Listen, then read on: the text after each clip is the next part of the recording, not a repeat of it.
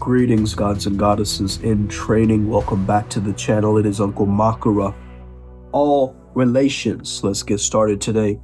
We are speaking about a very, very crucial topic. Today we're speaking about how you can remain in the mindset of a jester, to remain playful in a world that is cruel and evil. The powers at large are evil, and what they're afraid of is your inner child awakening. What they're afraid of is your jester playfulness and essence coming alive. And I'm going to explain why. So the jester is not for entertainment.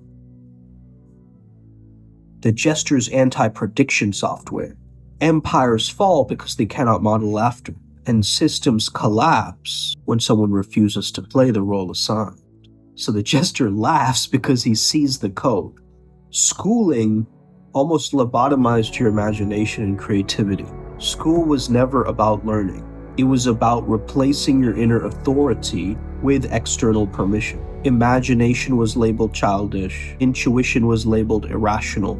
Play was oftentimes just limited to like recess or labeled as very unproductive behavior. And intellect was installed as a warden, not a guide. So a mind obsessed with logic is easier to steer.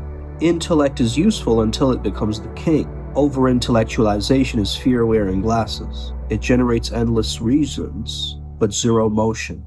The jester knows that wisdom moves before certainty, that truth doesn't need justification, that we need actually more of a spiritual objectivism, and that reality rewards embodied action, not just perfect theory. Thinking is safe, moving is dangerous, and that's what the jester does. They're playful and they move.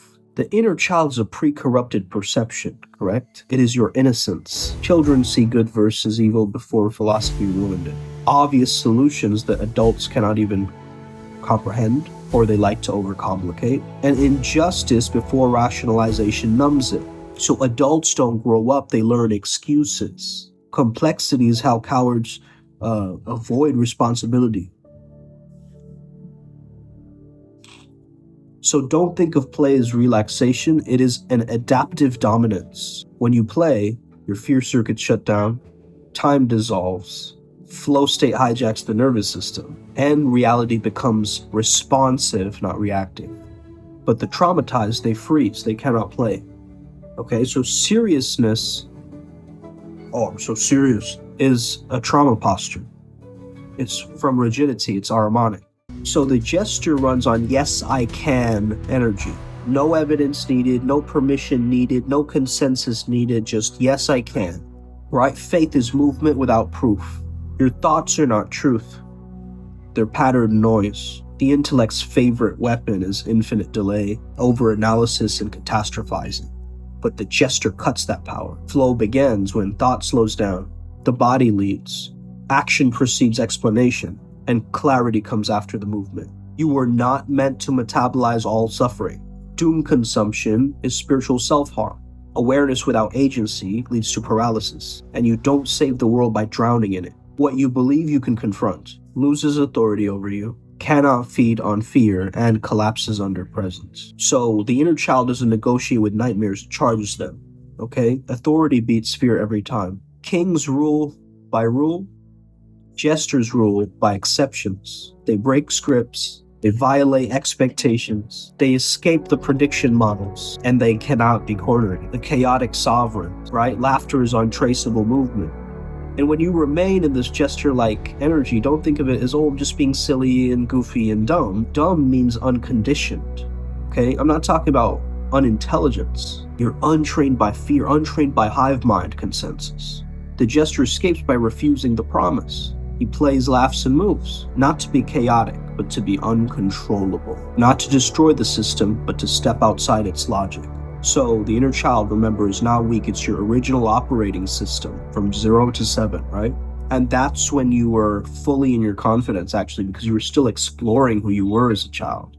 Of course, you might have been through childhood trauma and so forth. You can now alchemize this. You can now understand that, society wants to kind of flex this idea that I've suffered more than you or whatever, this kind of martyrdom. But understand, what does this gesture symbolize? You see them with the funny hats, right?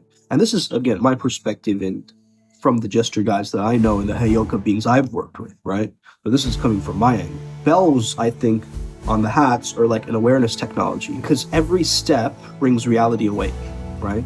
So the cling, cling, cling, the noise, wherever they walk, there's noises. So the Jester can't move unconsciously. They have to always move consciously. And they announce their presence in every direction, right? I am here. You cannot sleepwalk past me. And of course, why do they have the three-pointed hat, thinking of the Trinity or mind, body, spirit? Order, chaos, play, past, present, future, right? So the 3 points are non-linear cognition, right? So the Jester sees multiple timelines at once. Now, I'm getting this through one of my guides, Janus, who's the god of doorways and thresholds. Kings fear the Jester because he had access to instinct without shame. Repressed instinct becomes neuroses or mental illness, but integrated instinct becomes power. And power is returning to the throne. You are the creator of your life. If you notice kind of this Harlequin diamond pattern, right? Diamonds are intersecting dimensions, and the costume mirrors the matrix itself. So the Jester wears the simulation instead of obeying it, right? So the black and white, it means beyond morality games. Or red and white, or, we've seen different combinations. And what about the mask or the painted face? It's very aware of the persona or the ego, right? That means there's no predictable self-image. No fixed identity, no stable psychological handle. You cannot manipulate what you cannot define, right? So identity's unleashed fluidity is freedom. And this is why we explore the range this month. What about the staff or the Marot? This, I think, is meta-consciousness. This is the observer observing the observer, because self-awareness dissolves illusion. So remember to laugh, okay? Just force laughter. So laughter dissolves fear instantly. Then fear collapses authority. Then authority collapses systems. So this is why tyrants hate humor. Why the demiurge hates humor. You can't dominate someone who's laughing from clarity, because what you can laugh at cannot rule you. So stay in the symbolic, anti-programming, multi-perspective energy, multi-dimensional, instinct, intuition, intelligence all fused together. Flow state embodied and chaos mastered, not feared. You can walk into the throne room and say what no one else can, because you are outside the rules that bind you. You are not comic relief. You are the system's blind spot. You see what they cannot see. So keep winning. We got this upward spiral gang to infinity and beyond. Let's keep winning. Oh, let's win. Boom.